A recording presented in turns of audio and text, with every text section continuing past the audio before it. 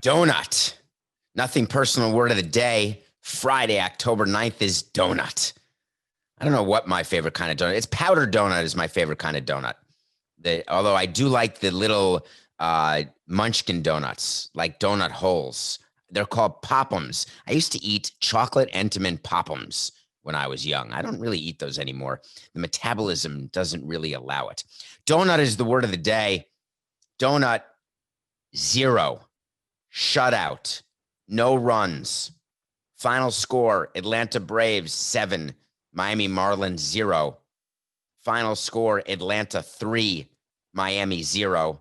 That's games. 7-0 was the score in game 3. The National League Division Series ended with the Braves absolutely crushing my dreams and the Marlins' dreams. I wanted, again, people misunderstand. I wanted the Marlins to win because I think it makes me look good. I know that sounds crazy because I'm not there anymore, but I think if the Marlins can be the organization that never has lost a playoff series, they went 3-0 in 97, 3-0 in 2003, 1-0 in 2020 heading into the division series. So they were 7-0, the only franchise in history with an undefeated record in postseason series. I wanted them to win 4 series this year, being even 10-0, have 3 World Series, because then I'm a part of really what would have to be considered an unbelievably successful franchise. To have 3 World Series in a span of 23 years would have been incredible. And I would have been 1/3. Well, I would have been 1/100th of 1/3 responsible for that. Maybe 1/1000th of 1/3. Anyway, I digress. So the Marlins in a 60-game season make the playoffs. They're above 500. They sweep the Cubs, who, by the way, were terrible. Then they meet Atlanta. Atlanta was just a better team. They got pitching, they got defense, and they have offense.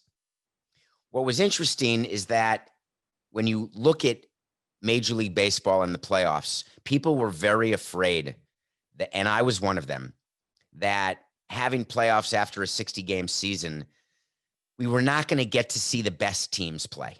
And that's what you want in October. You want the teams who are playing the best to play against other teams who are playing the best. You don't want people to sneak in. That's the whole point of a 162-game season, that the crappy teams who have a good moment, they can't make that moment last, right? So everybody can have a good moment, but getting those moments to last, that's the trick. It's practically impossible. It's like the holy grail. But in 60 games, you could have the outlier team. So people thought the Astros were an outlier team because they were below 500. The Brewers were an outlier team because they were below 500. The Marlins, the Reds, outlier teams, even though the Reds have good pitching, although the Marlins do too. But as it turns out, we are now down to the final 5 in baseball. And it's easy to say that it's the 5 best teams in baseball. And to me, it's the 5 teams which would be here after 162 games. Why 5? Because the Rays and Yankees still have to play a game 5 in the division series. But either the Rays or Yankees will win, and they will go on to play the Astros. And I'm sorry, they are one of the best teams, and they are certainly showing it right now. And on the National League side, you've got the Braves, and they're playing the Dodgers. Who's talking about Slam Diego right now? Anybody? Remember Slam Diego? How great AJ Preller is? By the way, just a little AJ Preller note. You know where I stand on him as a GM. Absolutely unacceptable. You know where I stand on his ability to do what's right in a business standpoint. Absolutely doesn't exist. Do you see him every time he's on TV? They show him next to the dugout and his mask is below his nose. Every time I see someone with a mask below the nose or below the chin, Ron Washington, the third base coach for the Atlanta Braves, wears his mask below his chin. It's eyewash. If you're going to wear a mask, wear it right. If not, just don't wear it. But don't wear it below your chin or below your nose. It just looks ridiculous.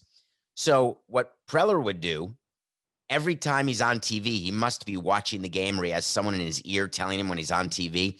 He takes the mask from below his nose and puts it above his nose as though we don't see, but it's too late. Because by the time he sees it, there's that little delay that happens when you're streaming a game. You know that delay where if you're following a game in 2 places, one, you're streaming it, but you're following pitch by pitch, and it's always a little bit behind the streaming is. So I don't know if you guys noticed that, but Slam Diego got so much attention with Machado and Tatis, and they traded for Mike Clevinger, and then he got hurt, and they are fun to watch. They're exciting. Everything's great. It's the face of baseball. Remember, we thought Tatis could be the face of baseball, and I said, you got to have a October run. Well, here we are on October 9th, and the Padres run has come to an end. Why it came to an end is exactly what we said would happen before the series started. The Dodgers are the Pistons. The Padres are the Bulls. And the Bulls had to spend a few years losing to the Pistons before they could beat them. Could the Padres turn into the Bulls and overtake the Pistons, meaning the Dodgers, and become the team that will now be a major playoff contender? Maybe. I'm not guaranteeing it. Listen, Tatis is an electrifying player. There's no doubt. Machado is only 2 years into his 10-year, $300 million deal. Hosmer is still around. Will Myers had a comeback year, really could be comeback player of the year. There's talk between him or Jesus Aguilar of the Marlins. I'd say Will Myers may have the advantage only because he's so overpaid that they tend to give the award to really highly paid people who stink or hurt, and then all of a sudden they become decent. And so the team which has signed that player feels a little better about itself, which is sort of the Padres. Tatis, in this 3-game series, which is not a sample size, he went 2 for 11. I think he had no home runs, no RBI. He just was not a huge factor in the series. He actually had a fielding error, at least one fielding error. The Padres just weren't ready to beat the Dodgers. Last night, late, ended about 1:30 a.m. What is it with these playoff games, Coca? They go forever. What happened to pace of action and pace of play? Everybody says to me, I don't care. I'm happy at playoffs to watch a 4-hour game, 3 hours and 50-minute 9-inning game. Really? Why is that? The Padres used in their game 3 loss last night, and I may be wrong, I think they used 11 pitchers. 11. The Dodgers scored at will, and not even using home runs. They just were hitting the ball everywhere. Line drives, everybody. Will Smith of the Dodgers is a catcher. He had a 5-hit game. What I love about baseball is the stats. And I'm not an analytic guy. I'm not really a stat guy, but I'm a history guy. I'm fascinated when we had a rule in our front office when we would see something on the field that we had never seen before. And someone would say to us, my God, we've never seen that. And we would say, well, it's definitely happened. Everything in baseball has happened. You're not the first person. You're not the first moment. Your field situation is not the first of its kind. So Will Smith gets his 5th hit of the game. And I said to myself, that's a good game, right? A 5-hit game in the playoffs, especially, but anytime, 5-hit game's pretty cool. There's never been a postseason game ever for the Dodgers. And they've been in the postseason every year. Go back to the Brooklyn Dodgers, the LA Dodgers. Forget when they won the World Series. They haven't won since '88. But you realize they're always in it. They've won, I think, their division now 7 straight years. There's never been a Dodger to get 5 hits in a postseason game. So when you're asked a trivia question, who's the Dodger to have a 5-hit postseason game? You're not going to think of Will Smith, but you'd be wrong. Next question. Name the only catcher in playoff history to have a 5-hit game. I got it. Johnny Bench. Good guess, but no. Oh, it's got to be Pudge Rodriguez. Okay, yes, it could be Pudge. Nope, never had a 5-hit game in the postseason. Oh, I know. You can't fool me. It's Buster Posey. They won 3 world championships. He must have had a 5-hit game, Buster Posey. Nope. Will Smith. Will frickin' Smith is the only catcher in postseason history to have a 5-hit game. It's almost impossible to believe. The other takeaway from watching the Dodgers completely dismantle, and I mean completely dismantle the Padres, was that I always picture what the Red Sox were doing as they were watching Mookie Betts, as they were paying David Price. Mookie Betts, who had an amazing series, he would have been the MVP of the series, really, if there are MVPs of division series, which there aren't. MVPs start now in the LCS, but he hit 368 for the series. He hit 5 doubles. His OPS was over 1,000. He was just electric. And that is his, I'm sorry, those are, thank you, Coca. You are correct. Those are his postseason numbers, not the series numbers. He has just been exactly what the Dodgers hoped for when they traded for him. He is a difference maker on a team that was a winning team, a successful team, but does not have a ring team. Make no mistake, if the Los Angeles Dodgers do not win the World Series, this season will be considered an epic failure. No matter how good the Rays or Yankees are, no matter how good the Braves are, no matter how good the Astros are, if the Dodgers do not win, they will be considered a failure. But I would always, with Schadenfreude, watch players who we traded away, and I would watch them compete. I remember when Miguel Cabrera went to the World Series with the Tigers, and I want him to win because I love him. But the other side of me, and I'm willing to admit it because I'm nothing personal, I tell you it's nothing personal. I wanted Cabrera's World Series with the Marlins to be so special, and for him to realize that it's hard to win those World Series, and that if you didn't win it with us, you're not going to win it anywhere else.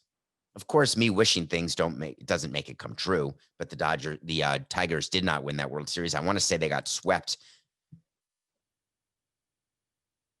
I can't remember the year, but it was soon after he got traded to the Tigers. But in any case, the Red Sox, I promise you, were watching Mookie Betts, and they were saying, God, please don't win. Please don't be successful. Make it okay that we traded him. Make it okay. Now, they will tell you when interviewed, because that's what you have to do, because you have to keep up appearances. They will tell you, of course, we're rooting for Mookie. He's one of the greatest guys we know. It was so sad that we had to trade him, but we did what we had to do for the organization. We had a great run with Mookie, a championship MVP run here in Boston, and we wish him nothing but the best.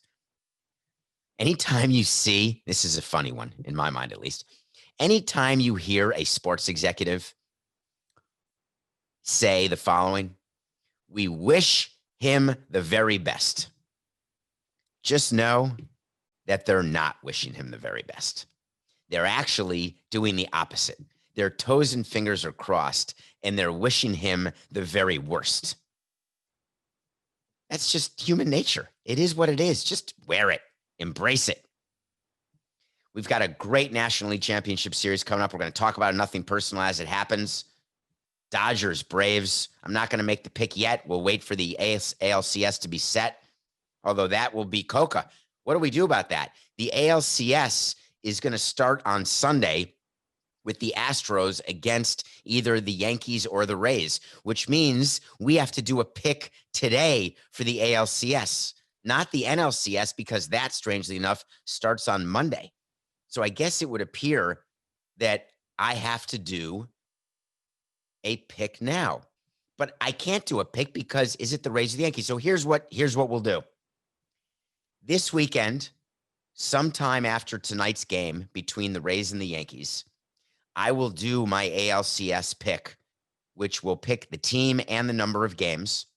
It'll be like a wait to see, but I'll do it on Twitter at David P. Samson. So go on Twitter and you will see what that pick will be. We'll reiterate it on Monday because the picks for the division series, for those of you paying attention, have gone very well so far. We don't need to close it out yet because the division series is not over. But yes, we did have the Astros. Yes, we did have the Braves. And yes, we did have the Dodgers. By the way, we have the Rays. I think we have the Rays in 5, Coca, as our wait to see. So if the Rays win tonight, that one will be totally correct. In any case, get ready. We are getting down to the Final Four in baseball. Remember, it's going to be every day. No off days. Again, just like the division series. So what do you do when you wake up the day after you've been eliminated from the playoffs? I don't have the first idea. I've never been eliminated from the playoffs. Only won the World Series. So I guess it's the same thing because been eliminated from playoff contention, but that was during the regular season, sometimes in July, sometimes in September, but sometimes in July. What are the Marlins doing right now? It's an interesting conversation because when you wake up after the type of season they've had, where you've been going on adrenaline, you had the outbreak, you made 150 roster moves plus, you've been on the road, traveling inside the playoff bubble, you had the amazing feeling of clinching the playoffs, the amazing feeling of celebrating beating the Cubs, the feeling that you're in the series with Atlanta. Even after losing a game, you feel like you can come back. Even after losing 2 games, you have Sixto Sanchez, your real ace, even though he's young on the mound. You feel like you're going to come back. You've got adrenaline flowing. You wake up and all of a sudden you have this void. I remember that's the feeling I would have the day after the regular season would end, or in 03, the day after the World Series. You have this feeling like, okay, now what? What do I do? My routine of a game every day, my routine of hoping that we are heading towards something, it's done. How much time do I take before I have to start preparing for 2021 or for the next season? And some people take a week. Some players take a month. Generally, my off season lasted about an hour because you're starting to plan next season from a business standpoint and from a baseball standpoint immediately. What the Marlins are going to do is something that I had to do every year for 18 years. I had to check my delusion at the door. When you go into a season, there's not one season out of 18 that I went into that I didn't think that we had a chance, if everything fell right, to compete for and the World Series and make the playoffs. Whether it was true or not, there wasn't one first workout in spring training where I looked and said, this team sucks. Even 2006, after we had traded away so many players from 2005 when we should have made the playoffs and didn't. We had Joe Girardi. We had a bunch of young players who had never been proven, but we thought Dan Uggla could be good. We knew Hanley Ramirez was going to be good. We had great young pitching. Remember Ricky Nolasco and Scott Olson, Josh Johnson, bunch of players, Anibal Sanchez. You go in being told you're going to lose a hundo and feeling like you can win a hundo. The Marlins went into this season feeling like they had to take a step forward. And they did take a step forward because they won 31 of their first 60 games. They did take a step forward because they qualified for the postseason. Whether it was expanded playoffs or not, the postseason drought ended. But you have to look at yourself now, if you're the Marlins, and have a very tough conversation. They were in the middle of a rebuild. And what Derek Jeter has been saying is that I'm not a patient man. I want to win. I want to win now. And by making the playoffs this year, his view has been, we have proven you all wrong. They have been running around to local media here in Florida saying, why aren't you paying more attention? Why aren't you realizing how good a season we had? Why aren't you focused and giving more news coverage and more column inches to the great job we've done since that crappy old regime and all the crap they left us with? So offensive, it's a joke. We have rebuilt the farm system. We have gotten players in, and look, we made the playoffs. You're right. They did all those things. Would they have made the playoffs in a 162-game season? We'll never know, so the narrative gets to be, yes, they would have. They get to say that. So what do you do now? You pick up Starling Marte's option, $12.5 million. You do that for sure. You know your offense was no better than you thought it would be, even though you brought in Dickerson, signed him to a 2-year deal. Jesus Aguilar. You've got great young players. I do know that. But are they great enough? Are there any Ronald Acuñas? Are there any Juan Sotos? Are there any players you can build around? Is it Brian Anderson? Is it Jazz Chisholm? Is it Garrett Cooper? Because it's not Miguel Rojas. He's their spiritual leader. You don't build a championship team around Miguel Rojas. It's really hard once you've tasted this success to dismiss it as variable. And variable may very well be what it was. And that's not to take away from it. This is not an anti-Marlins rant. This is a sympathetic rant. It's not even a rant. It's a sympathetic voice. Because how do you know?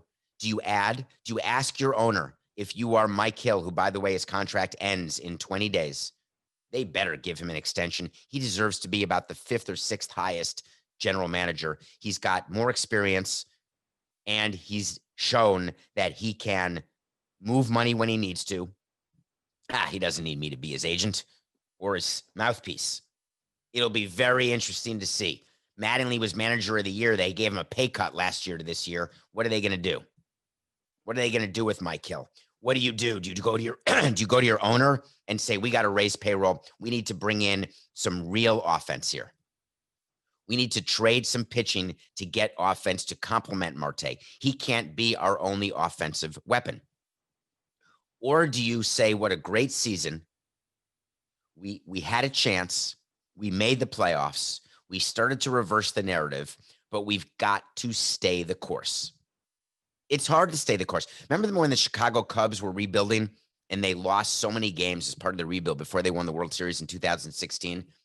And they were losing 100 games multiple times, sort of like the Astros. The Astros, before they became good, had a 3-year span where they lost 100 games in a row. Well, the owner of the Cubs was so annoyed by all the losing that he mandated the signing of a pitcher named Edwin Jackson to a long-term deal in Chicago. And it was a head scratcher because it didn't fit the rebuild. The Cubs weren't ready, and it turned out to be a disastrous signing. But the GM did it because it was Theo, I believe. He did it because when the owner says, hey, I'm giving you the money, you got to do this.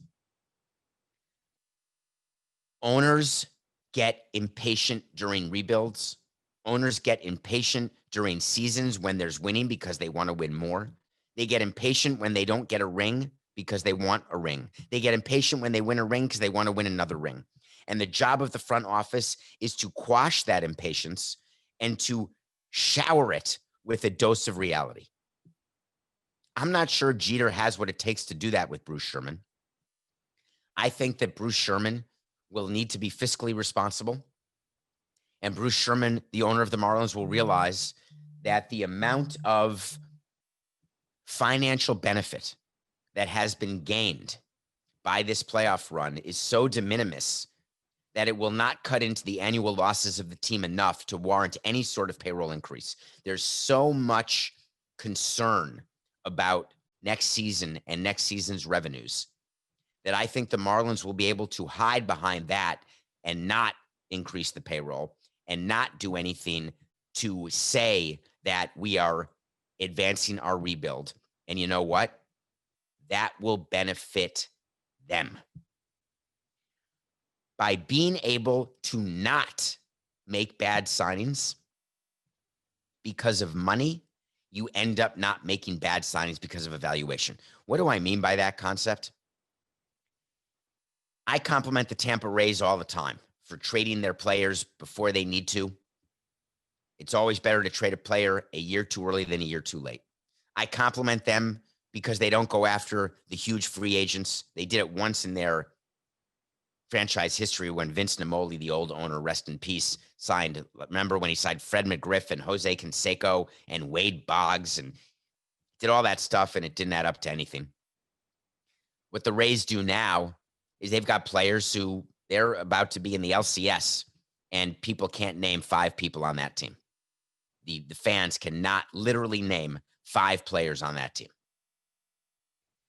When you don't have the money, because Tampa has no revenue, terrible TV deal, terrible attendance, terrible everything. You can't make the type of mistakes that are made by teams who have the ability to make those mistakes. It's an interesting thing. When the Marlins acted like a large revenue team and signed players to big long-term deals, they didn't work out because we weren't in a market that was able to sustain. And in addition, it's hard to sign long-term deals that work. The majority of long-term deals simply don't. So if you can't sign them to begin with, then you can't get hurt, which makes what the Dodgers are doing that much more interesting to me.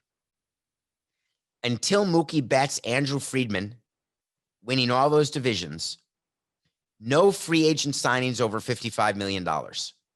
And by the way, Mookie Betts was not a free agent signing. He was an extension. They had already traded for him. He was under contract. So I could still tell you that they have no true free agent signings over $55 million. The Dodgers with a $200 million payroll certainly could do it, but they don't. They act like Andrew, and Andrew acts like he's still in Tampa, where he came from. That's what makes them so successful, to have a small revenue mentality with a big revenue team. Now, don't get me wrong. Andrew Friedman waves his money around, takes advantage of small revenue teams by offering them money for their draft picks, offering them money to get international slot money from teams. So he uses the power of the dollar to improve his team without getting stuck with horrific long-term deals. It is a very interesting way that the Dodgers do business, and how the Marlins will do business this offseason is going to be interesting. How the Reds and other teams who made the expanded playoffs but weren't good enough, even the Padres, what will these teams do going into 2021? This offseason is going to be far more interesting than last offseason, because last offseason was a regular offseason. There was no COVID. There was no thought of COVID. I guess it had started in China maybe a little bit during the offseason, but no one thought what would happen would happen.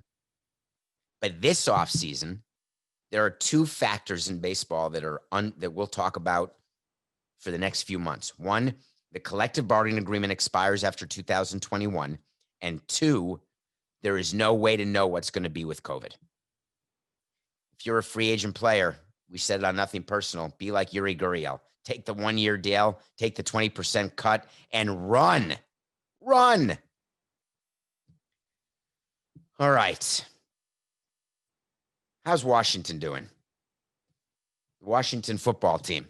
Let me just look at one thing here. I'm putting on my glasses. Dwayne Haskins. That's why we wanted to talk about him. Dwayne Haskins was benched. Who's Dwayne Haskins? He's the quarterback for the Washington football team. Who's Ron Rivera? He's the coach for the Washington football team. Who's Daniel Snyder? The owner of the Washington football team. Why is it worthy of a Nothing Personal segment that Dwayne Haskins got benched? Because something happened that I have never seen.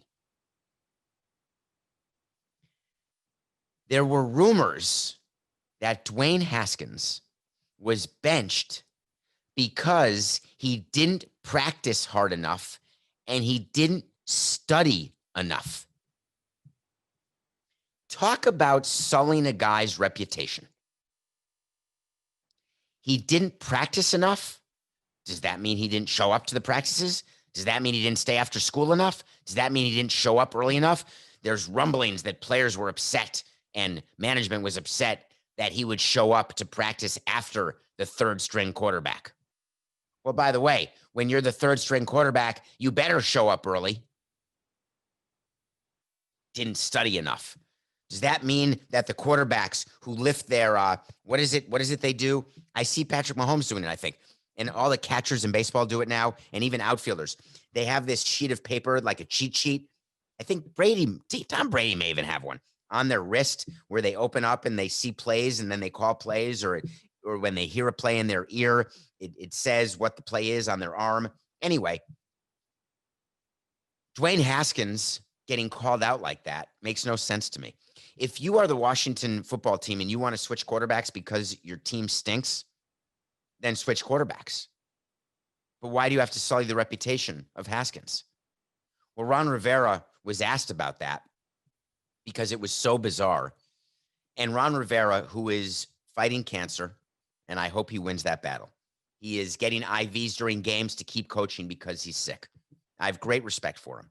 He's trying to turn around a franchise that's the equivalent of turning around the biggest cruise ship you've ever seen in the East River of New York City. It's impossible to do.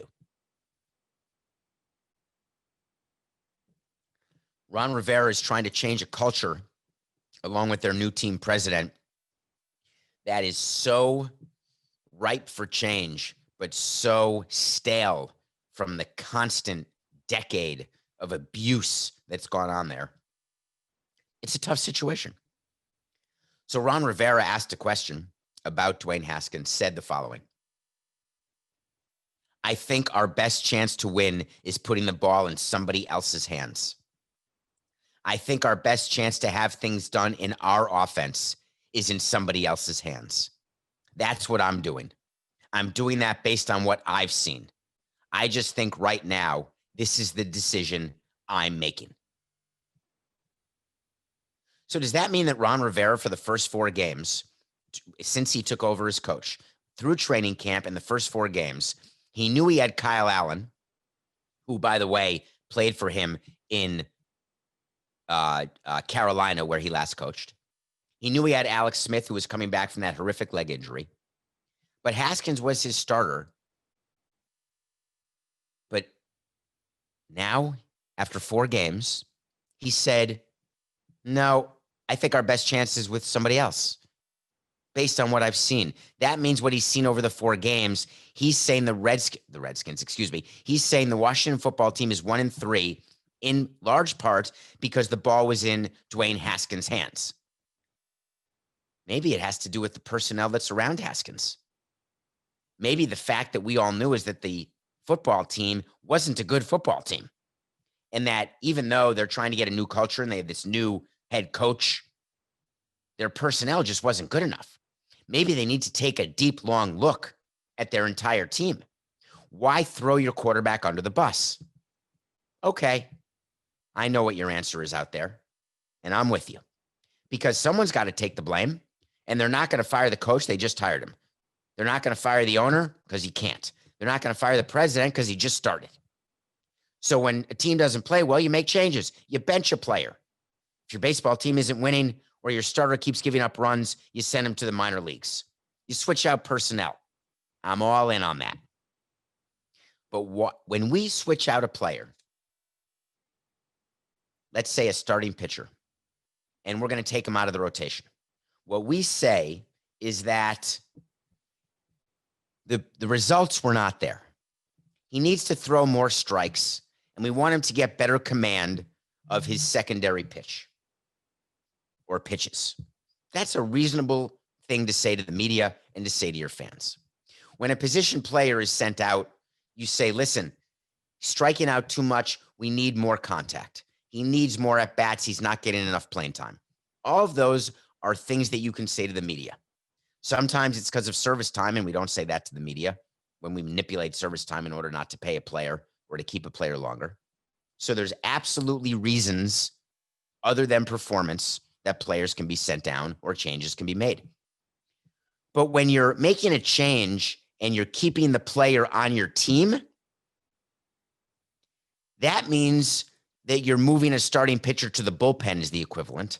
And what you say is, we're going to skip him and we're going to give him work out of the bullpen because he can help us there. And we think we put ourselves in a better chance to win by having a change in the rotation. What we don't say is we are taking John Doe out of the rotation because he doesn't know the signs. We're taking him out of the rotation because he doesn't show up to the ballpark early enough. We're taking him out of the rotation or sending him out because we feel as though he's stupid. No. Even when we have a player who is sent out or is benched because of a disciplinary reason, we would say, we're going to keep it in-house. It's a decision we're making. And then we may leak it, we may not, depending on the relationship we'd have with the agent and the player. But if it's a player we have a good relationship with and an agent we have a good relationship with, we would give cover to that player. We would let the player know why we're doing what we're doing. We would tell that player, here's the discipline you're getting, and here's why. But we wouldn't throw him under the bus publicly. When a leak comes out that a player doesn't practice hard enough or study hard enough, that's coming from the team. And then Ron Rivera, when asked to clarify, could have clarified it. And instead, he gives a horse hockey reason for making a change and doesn't address the leak that the team itself made. Don't say this is the decision I'm making. Don't say that our best chance to have things done in our offense is in someone else's hands. That is normal and okay, if not for the rumor that the change was made because he doesn't practice hard enough or study enough. Address it head on. They're not going to do that because they leaked it to begin with. Now ask yourself, what kind of organization leaks that about a player who they're not releasing or they're not trading? We would leak good stuff about a player who we wanted to trade. even though that player was a bad person or a bad player. We would talk up our minor league prospects who we wanted to trade, even though we knew they'd never become major league prospects. That's the competitive nature of this business. If you're moving Dwayne Haskins down to the number 3 quarterback, which they announced he's number 3 on the depth chart. So Kyle Allen passed him. Alex Smith passed him.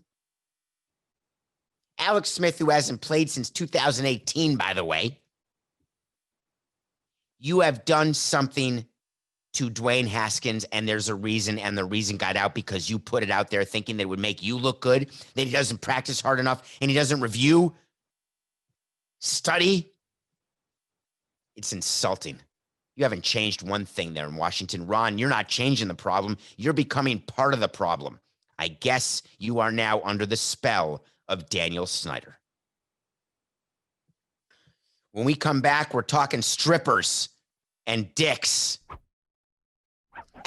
Welcome back. We're talking Luke and Andy Dick, and we're talking strippers. You know I watch a movie, review movies every day. One of you, thank you, by the way, for downloading, subscribing, telling your friends about Nothing Personal. You had me go to Hulu and watch a documentary called Red Dog. Red Dog is written and directed by Luke Dick. I don't know if Luke Dick and Andy Dick are brothers. I don't think so. Andy Dick was just in a show that I was just watching. That's why I was thinking about the two dicks. Luke Dick is a very famous songwriter. He writes songs for some of the best. Coca, you alive? Coca, you okay? It's okay. We're okay. We're okay. Stay calm. You okay? Talk to me. Talk to me, honey. You all right?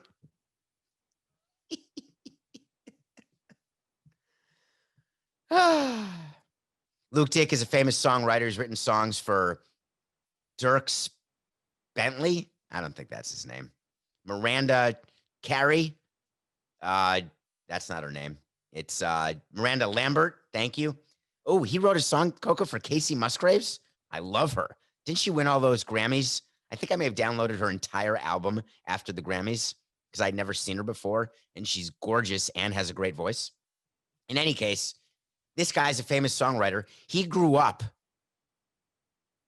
in Oklahoma City in a saloon, a strip club called Red Dog. Red Dog, of a very famous topless bar strip club. And this is a documentary about a child, Luke Dick, being raised by strippers, where basically it's hookers and blow, hookers and blow, hookers and blow. That was his life. And that alone could be a 100-minute movie. But what he did is he has the most compelling characters of all time. First, his mother is the number one character. She's this chain-smoking, overweight woman who you cannot imagine was this hot stripper, but she was. And she talks about what she did, why she did it. And then she talks about the bouncer at the Red Dog Saloon, who, by the way, I think is his father. And then talks about the owner of the Red Dog Saloon, who, by the way, may be his father. It's a train wreck, this life. But guess what? Sometimes train wrecks end up okay. And Luke Dick is doing just fine. Red Dog documentary is 100 minutes on Hulu. It is amazing to watch family drama. That's real. These characters are genuine. Give it a try. Give it a try. Red Dog on Hulu. Hookers and blow, Coca. Okay. It's okay. Let's talk about Game 5. I wanted to mention something here. We're going to watch the Yankees play the Rays. Two things are happening that are interesting that you should watch for. Number one, they're starting Gerrit Cole. Of course they are. He's in the first year of a 9-year, $324 million deal. He started Game 1. Of course they're going to start him in a deciding Game 5. Not even a question. It should be noted, though, that he's never pitched on 3 days rest. That's called short rest in baseball. Normally, you pitch on 4 days rest. He's pitching on 3 days rest. It's what Josh Beckett did for us in Game 6 of the World Series in 2003. It's what pitchers do in the playoffs. It's normal. It happens. But You don't know how Cole will react to pitching on short rest. No matter what he says, you just don't know how your arm will feel. He may only be able to go 5 innings tonight. You just don't know. He may be effective, or he may be able to pitch a 9-inning shutout. You just don't know. The Tampa Bay Rays can't go with Blake Snell on 3 days rest to start the game. Blake Snell has been pitching only 5 innings every start anyway because of elbow issues, 5+ innings. Hasn't gotten out of the 6th yet. I don't think he got out of the 6th all season, but I could be wrong, Coca. That's my recollection of studying Blake Snell. Eyewash, I didn't study him. I looked him up before the show. I don't practice enough. I don't study enough. I'm going to get demoted by Ron Rivera. Damn it. So the Rays announced they're starting Tyler Glasnow. No way. It can't be. Glasnow just pitched. They're starting him on 2 days rest. Well, 2 days rest is what's called a bullpen day.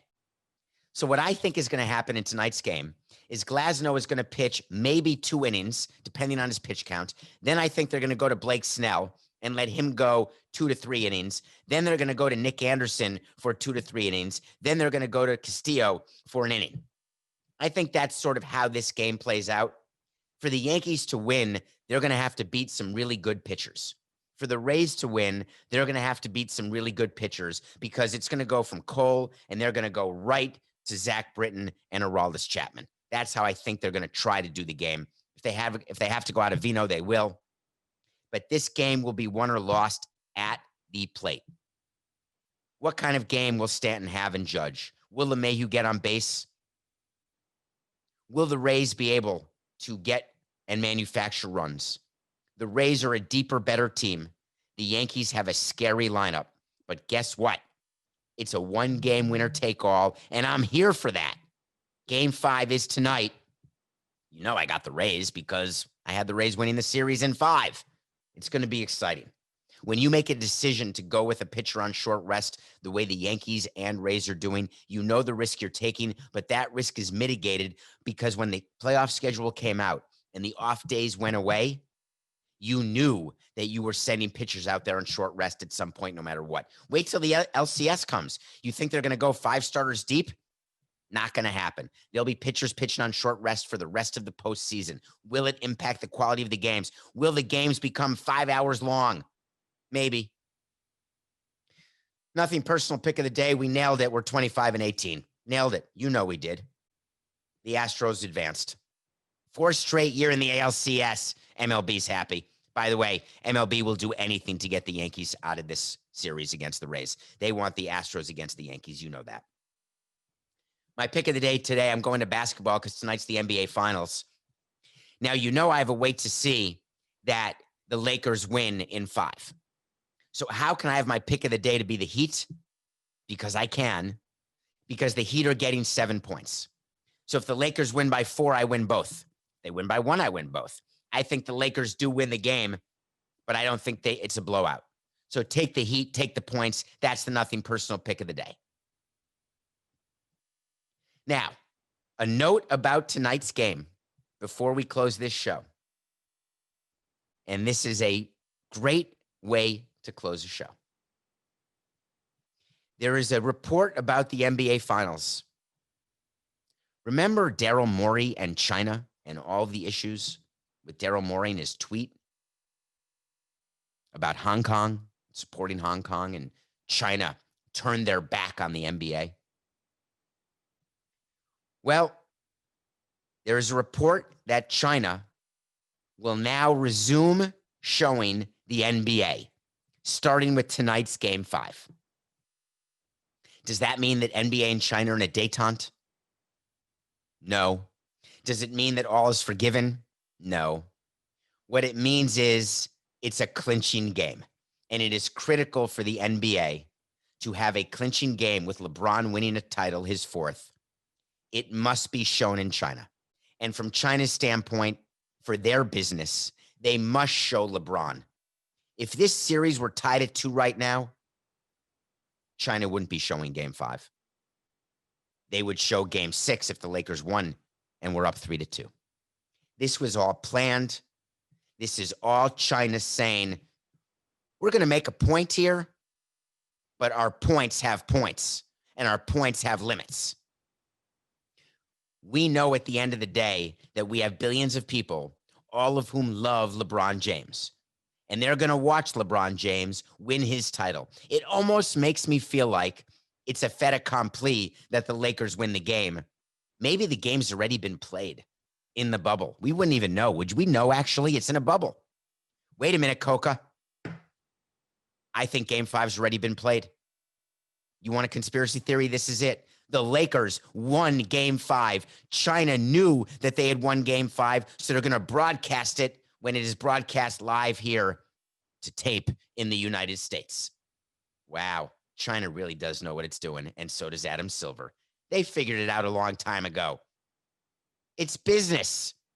Sorry, Pat Riley and the Heat. It's nothing personal.